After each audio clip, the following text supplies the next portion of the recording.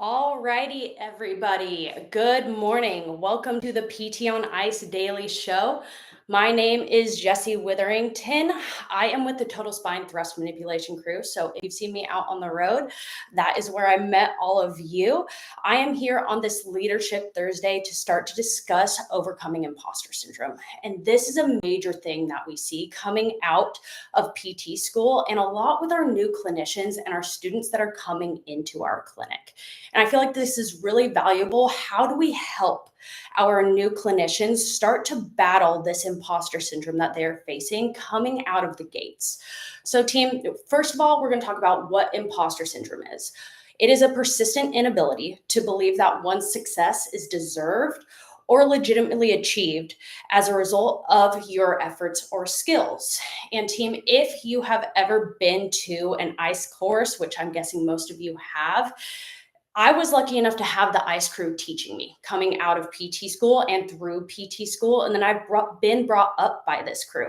So this is something I personally battled with a lot coming out of PT school. And if anything, you know that this crew is incredibly intoxicating overall. You come out of listening to Jeff Moore, to Christina Previtt, to Alan, whoever it may be, being like, I need to be this person and I need to be just like them.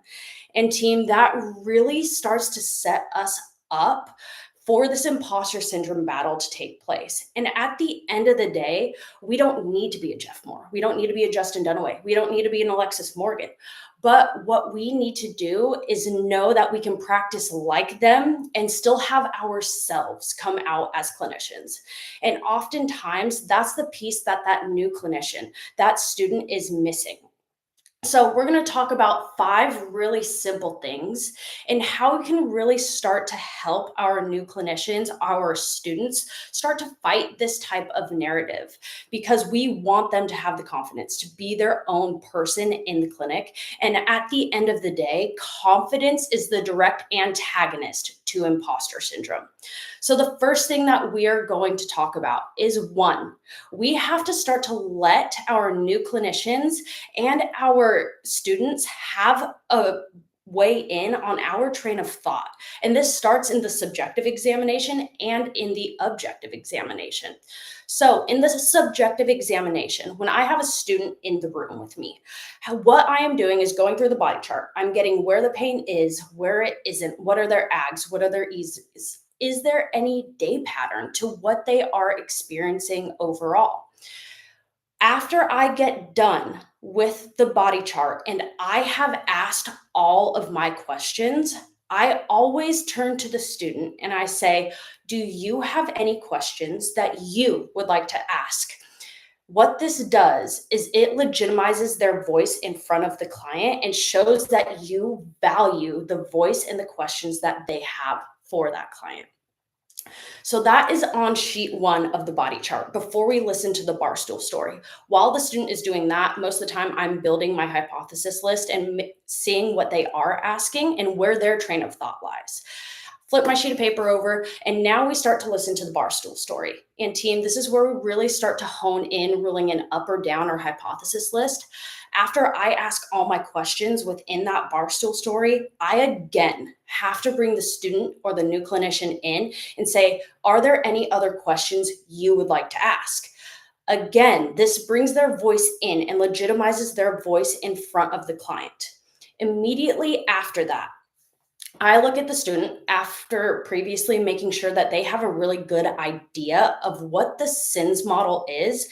And I say, okay, what is their severity? Low, moderate, high. What is their irritability? Low, moderate, high.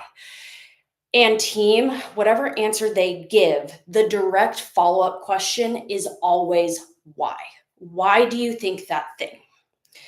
And what this does, it's not for me to know that they know what those things are, but it's for them to know that they are on the correct line of thought, that their thinking is correct. And you can start to have a conversation with them as the clinic director, as the clinic owner, as the CI for that student.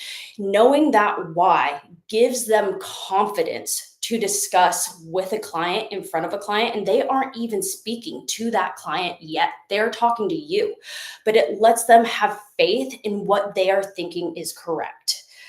Now, that's in our subjective examination. That's how we're going to start to bring that student in. In the objective examination, how I'm doing this is I always utilize the whiteboard. I firmly believe that the whiteboard is the most underutilized tool in the clinic.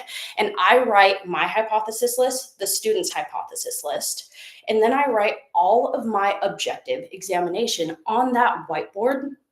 Because as I go through my objective exam, one, I'm going to be talking to myself just so the student has another way in onto our train of thought. And I'm going to be ruling things up or down on my hypothesis list and turning to the student and saying, why do you think I'm doing this? Or what does this test indicate? And this allows them to start to clinical reason themselves and figure out, okay, maybe this needs to come up. We can cross this out. We need to add this to the hypothesis list. And it really starts to help them build confidence in their clinical reasoning. So team, that's number one. Let them in on your train of thought. Number two, we have to be willing to discuss these cases with our students, our new clinicians, after we do it, whether it be a follow-up session or initial evaluation. Why do we need to discuss this? Because you want to know why their hypotheses are what they are. And most of the time, we don't have the time to do that within a session. And we need to know and discuss if this client comes in better, worse, or stays the same, what's your plan? And again, why is that your plan? And this, again, builds confidence in their clinical reasoning. And you can start to discuss things like duration of plan of care with the student in front of you. And they can start to really build confidence in, oh, okay, I can expect this if they're better, if they're worse, if they stay the same. Again, building confidence, and you are legitimizing their voice, because a lot of the times when you have this conversation with the student or whoever it is, they bring things to the table that you have not even talked about. You haven't even thought about it to do with your client. And so they are helping you build your outcome for that client. Again, legitimizing their voice. So that's number two. Discuss these things with your new clinician, with your student that is in front of you. Now, the next three kind of all go together, but they are three very distinct things that build on one another. Number three, you have to teach the basics. Experts do the basics really, really well. If you've been to any ICE course, you know there's a very specific way we teach ULTTA, we teach slump, we teach straight leg raise.